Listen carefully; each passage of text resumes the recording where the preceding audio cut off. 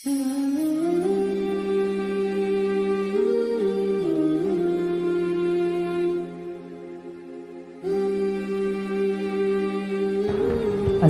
alaikum warahmatullahi wabarakatuh. Alhamdulillahi rabbil alamin, wassalatu wassalam ala rasulillahi sayyidina Muhammad sallallahu alayhi wasallam. Ndugu zanguni Waislamu, leo tunakuja na mada isemayo kwamba kwa nini uchamungu unapungua baada ya Ramadhani? Tunafahamu hivi sasa tupo ndani ya mwezi mtukufu wa Ramadhani. Watu wengi wanashughulika na mambo ya ibada, na katika maeneo ya ibada wengi huwa wanaonekana mambo yanakwenda vizuri. Lakini kwa nini baada ya Ramadhani uchamungu huu unapungua? Kwa kile kidogo nilichokipata kwa taufiki ya Mwenyezi Mungu, naamua kufikisha kwa yale ambayo yanaonekana katika mazingira yetu. Kwanza kabisa, sababu ya uchamungu kupungua baada ya Ramadhani, kwanza kabisa ni moyo. Moyo kivipi? Mtume anasema ala inna fil jasadi mudgha idha saluhat salaha aljasadu kullu wa idha fasada aljasadu kullu. Katika mwili wa mwanadamu kuna kiungo. Hicho kiungo kikiwa sawa sawa, mwanadamu huyu naye yuko sawa. Lakini kiungo hicho kikiharibiwa, basi na mwanadamu pia naye ameharibika. Kiungo chenyewe ndiyo huu moyo, ambao kila mwanadamu anayo moyo huu. Sasa moyo unachangia vipi katika wema kupungua? Kwanza kabisa, pia moyo ndio ambao Mwenyezi Mungu anautizama hata anapohukumu mtu. Mwenyezi Mungu huangalia moyo, kwa sababu innamal a'malu binniyat, matendo ya mtu huhukumiwa kwa nia. Na nia kwa kilugha maana yake ni alqasdu wal azmu, ni kukusudia au kuazimia. Wa mahalluha fi qalbi, na mahali pake ni moyoni. Kwa hiyo moyo ndio unayejua mambo yote ya mwanadamu. Sasa unachangia huu moyo, kwa sababu endapo mtu moyo wake aliulea katika mazingira ambayo si ya kiimani, yani ule moyo umelelewa tu kwamba Ramadhani ndio wakati wa kurejea kwa Mwenyezi Mungu, bila shaka ule moyo utaridhia na utafanya kazi, kwa sababu ni jambo ambalo tayari limeshapitishwa. Kwa hiyo moyo uliolelewa kwa namna hii, baada ya tukio hili kuisha, ule moyo upo rasmi na upo dhahiri kufanya jambo, kwa sababu wakati sahihi ambayo moyo umelelewa na umeridhia umefika, ndio maana moyo umefanya. Lakini wakati ule unapokwisha, basi moyo unarudi pale pake. Lakini pia huu moyo una chakula chake ambacho unatakiwa ulishwe. Chakula chake ni nini? Unatakiwa ushibishwe imani. Moyo unatakiwa ushibishwe imani. Imani iwepo ndani ya moyo. Imani kiwepo ndani ya moyo, mwanadamu atamwabudu Mwenyezi Mungu popote pale atapokwenda. Lakini pia katika moyo kuna kitu kingine kinaitwa takwa. Takwa maana yake ni uchamungu. Na uchamungu ni alkhawfu min aljalil wal amalu bitanzil waridha bilqalil wal isti'dad liyawmir rahim. Takwa maana yake ni kumuogopa Mwenyezi Mungu na kuifanyia kazi Qur'ani na kutosheka na kile unachokipata na kufanya maandalizi kwa ajili ya safari. Sasa moyo ukiwa hauna sifa hizi, haumuogopi Mwenyezi Mungu na sifa zingine zote hizi hauna, huu moyo bila ya shaka kuna muda utafeli na mwanadamu huyu atarudi eneo lile lile lilokuwa mwanzo. Kwa hiyo sababu ya kwanza ni namna gani mwanadamu huyo ameutengeneza moyo wake katika maisha yake.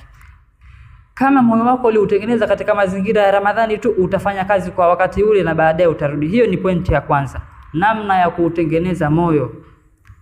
Pointi ya pili ni mazoea. Mtu anakwenda kimazoea. Mazoea kivipi? Anakwenda kwa utaratibu anaoujua yeye, haendi kwa utaratibu ambao Mwenyezi Mungu ameupanga, kwa sababu sisi tunakwenda kwa muongozo ambao Mwenyezi Mungu ameutoa, ambao ni Qur'ani. Kupitia suratul Najmi aya ya 3, Mwenyezi Mungu anasema hakika ya Mtume Muhammad huyu hakusema mambo aliyokuwa anayasema, hayasemi kwa matamanio, isipokuwa in huwa illa wahyu yuha. Huyu alikuwa anapewa wahi, ufunuo maalum kutoka kwa Mwenyezi Mungu. Kwa hiyo tunapata kuona moja kwa moja, kwa sababu Muhammad mtume wetu sallallahu alaihi wasallam ndio kiigizo chetu chema. Kwa hiyo kama ni kigizo chetu chema tunamfuata yeye. Sasa huyu ambaye tunatakiwa kumfuata na kumuiga, tunaambiwa na Mwenyezi Mungu hasemi kwa matamanio huyu. Wama yantiqu anil hawa, hasemi kwa matamanio, in huwa illa wahyu yuha. Huyu alikuwa anapata ufunuo maalum kutoka kwa Mola wake. Kwa maana gani? Hata yeye mwenyewe hakwenda kwa mazoea kama ilivyo sasa watu tunakwenda kwa mazoea. Mazoea vipi? Yale tunarudi mwanzoni. Watu wanaona kwamba Ramadhani ndiyo mwezi wa kufanya wema tu, miezi mingine yote Mungu anakuwa kando. Isipokuwa ukiwa na shida ndo unarudi. Mazoea yanachangia mtu baada ya Ramadhani ucha Mungu wako ukapotea, na si katika Ramadhani tu, hata sehemu yoyote ukiendesha dini kimazoea, kuna wakati ucha Mungu utakushuka na utajikuta unafeli kama unakwenda kwa mazoea. Jambo la tatu ni mazingira. Mazingira kivipi? Wakati mwingine kwenye Ramadhani tunaona misikiti watu inajaa mpaka mwisho, mpaka unaona mtu akija pale anasema mashallah kweli Ramadhani imeingia. Lakini unakuta katikati ya Ramadhani au baada ya Ramadhani kuisha misikiti inapungua watu. Kwa nini inapungua? Unarudi tena juu, moyo namna ulivyotengenezwa, lakini pia mazoea namna ulivyoyaweka. Sasa ukija kwenye mazingira maana yake nini? Kwenye Ramadhani hawa watu tunawaona wengi wanaingia misikitini, wanaswali, maadili yanakuwa mazuri, mambo ya ajabu yanapungua, sehemu za maasi wakati mwingine nazo zinafungwa. Kwa nini? Mwezi wa Ramadhani umeingia. Huyu mtu alikuwa anajihusisha na ibada vizuri, yuko vizuri, kila upande upo mstari wa mbele. Lakini baada ya Ramadhani anarudi kwenye mazingira yake anayoyajua. Kama alikuwa ni mtu wa msikitini, anarudi vijiweni. Kama alikuwa ni mtu wa darasa, anarudi kwenye vijiwe vya kahawa, kwenda kupiga stori za porojo, mambo ya mipira na nini. Mazingira pia yanachangia. Kwa hiyo ukitaka mtu uzidishe ile imani yako na uchamungu wako, hakikisha ulipokuwa unajiweka mwanzoni ndipo pale pale uendelee kubaki. Kwa sababu Mwenyezi Mungu hakutaka mtu awe mcha Mungu mwezi wa Ramadhani tu, hapana. Utakuwa unafanywa unafiki. Wewe unajifanya upo na Mwenyezi Mungu, lakini sio kweli, sio ukweli wa kutoka moyoni kwamba wewe kweli ni mcha Mungu, isipokuwa unaigiza tu. Mwisho wake watu watajikuta kwamba wanafika kule na hali ya kuwa hakuna kitu. Kwa hiyo mazingira ambayo mtu aliyokuwa nayo sasa hivi, ambapo anajihusisha nayo, ahakikishe ndiyo yale anaendelea nayo mpaka mwisho wa maisha yake. Huyu akifanya hivi anaweza akapata ule uongofu na uchamungu wake ukaendelea kama kawaida, sababu ya kimazingira. Lakini ya mwisho ni utumwa wa nafsi. Yaani nafsi yako ulivyokuwa labda katika mwezi wa Ramadhani ulikuwa unajikinga, hutukani. Kama mtu alikuwa anatukana hatukani, kama mtu muongei sana haongei, kama mtu wa magomvi hafanyi. Lakini baada tu ya Ramadhani kuisha, wale wote ambao walikuwa hajawatukana, hajawapiga, kumbe aliweka kiporo. Sasa anakuja anaanzisha, anafuata utumwa wa nafsi. Nafsi inamwambia iba, anaiba. Mwezi wa Ramadhani alikuwa haibi. Fanya hivi, anafanya. Mwezi wa Ramadhani alikuwa hafanyi. Kwa hiyo kuvifuata hivi vitu inasababisha maasi ama uchamungu kupungua baada ya Ramadhani, kwa kuviendekeza vitu hivi, kwa kutengeneza moyo vizuri, kwa kuwa na mazoea katika dini, lakini pia sababu za kimazingira, kutoka katika mazingira sahihi uliokuwa mwanzo, lakini pia utumwa wa nafsi. Kuwa mtumwa wa nafsi, nafsi yako inachokuamrisha ndicho unachokifanya. Huwezi kupingana na nafsi yako. Na wakati Mwenyezi Mungu anasema katika sura ya Yusuf, inna nafsa la'ammaratu bis-su'i, hakika ya nafsi ni yenye kuamrisha maovu. Hii nafsi ndio tabia yake, ndio nature yake, inapenda kuamrisha maovu. Lakini haina maana kwamba inapenda kuamrisha maovu basi wewe ndio ushinde kujikaza ukasema Mwenyezi Mungu ashasema nafsi inapenda kuamrisha maovu. Hapana, wewe hiyo imekuwa kama mtihani kwako, ili upambane kutokana na yale nafsi yako yanayokuamrisha, uweze ufaulu, upambane na hayo ya kutoke, ufanye yale yaliyokuwa mazuri.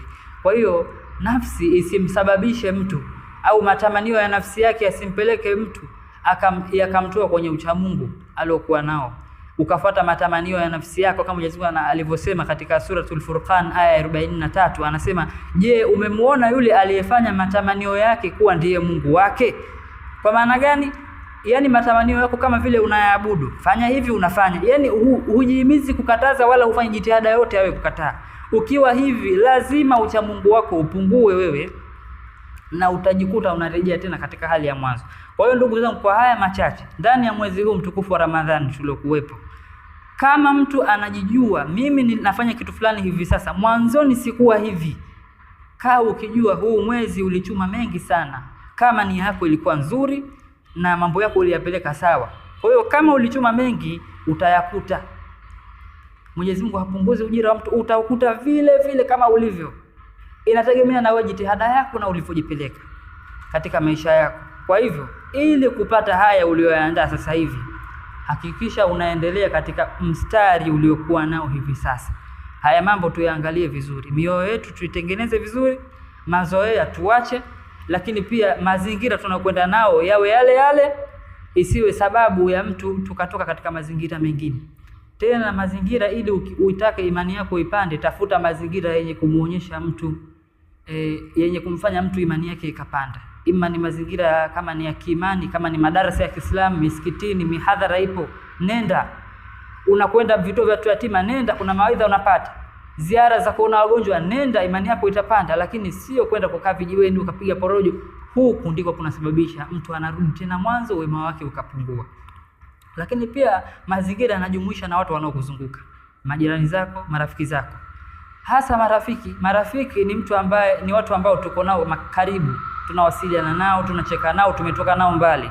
Anaweza kukuathiri rafiki yako, na pia pamoja na kukuathiri atakuja kuwa adui yako baadaye. Mwenyezi Mungu anasema katika Qur'ani, al-akhillahu yawma idhin ba'dhuhum li ba'dhin aduwwu illa al-muttaqin. Marafiki siku ya kiyama watakuwa maadui baadhi yao wao kwa wao, isipokuwa waliomcha Mwenyezi Mungu peke yao. Hawa ndio wamefaulu. Waliomcha Mwenyezi Mungu maana yake nini? Wanarudi kule kwenye maana ya takwa. Walimhofia Mwenyezi Mungu, wakaifanyia kazi Qur'ani, wakatosheka na wanachokipata, na wakafanya maandalizi mazuri sahihi kwa ajili ya safari yao ya kuondoka katika maisha ya duniani.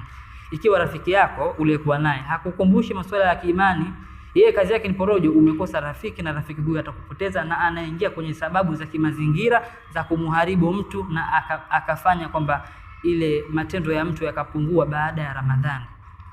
Na kitu kingine ambacho ni cha kuhusiana na cha muhimu, mazoea yaliyopo kwamba Ramadhani ndio mwezi wa kufanya wema, tunakosea sana sana sana. Kwa sababu gani? Mwezi wa Ramadhani unapokuwa umeingia, mashetani wanafungwa. Wakishafungwa, Mwenyezi Mungu hujifaharisha mbele yao kwamba waja wangu wale wanatengenezwa huko walipo, imani zao zinapanda. Mwenyezi Mungu anajifaharisha na kujivunia kwa waja wake ambao tayari wamekuwa katika njia ya uongofu. Sasa maneno yale Ibilisi yanamchosha na anamkasirisha, kwa sababu lengo la Ibilisi ni kuhakikisha haingii motoni peke yake, bali ataondoka na wafuasi. Endapo mtu unasema unampenda Mwenyezi Mungu, umesikia habari hii Mwenyezi Mungu, hebu imagine kwamba Mwenyezi Mungu anajifaharisha kwa sababu yako wewe, utajisikiaje? Bila shaka utajisikia vizuri. Sasa kama unajisikia vizuri, hebu mfurahishe Mwenyezi Mungu basi. Baada ya Ramadhani zidi kupambana. Yaani Ibilisi ndiyo aumie, Mwenyezi Mungu ndiye azidi kufurahi. Lakini cha ajabu leo imekuwa sasa Ibilisi ndo anakuja anafurahishwa, Mwenyezi Mungu anatupwa tena. Pamoja na kwamba Mwenyezi Mungu hatumpunguzishi chochote wala hatumuongezei, lakini jambo ambalo halipo sawa. Kwa neema tulizopewa ambazo hazihesabiki na kwa shukrani tuliyokuwa nayo ndogo, ni jambo ambalo halipo sawa. Kwa hiyo ndugu zangu Waislamu, tuchunge sana haya tuliokuwa tunafanya sasa, na baada ya sasa tuyaendelee, na tumwombe Mwenyezi Mungu atufanye hivi mpaka mwisho wa maisha yetu, kwa sababu hivi ucha Mungu mtu aliyokuwa nao haendi kwa akili yake, bali ni kwa taufiki ya Mwenyezi Mungu. Kwa hiyo dua pia ni kitu muhimu sana. Rabbana la tuzigh qulubana ba'da idh hadaytana wa hab lana min ladunka rahma innaka antal wahhab. Hizi ni dua za kuomba kila wakati. Allahumma ya muqallibal qulubi thabbit qulubana ala dinik, au thabbit qalbi ala dinik. Hizi ni dua za kuomba kila mara, kwa sababu ndizo dua zinazomjenga mwanadamu na kutaka msaada mbele ya Mwenyezi Mungu. Wewe bila Mwenyezi Mungu huendi. Kwa hiyo kwa hayo nisema billahi tawfiq, wassalamu alaikum wa rahmatullahi wa barakatuh.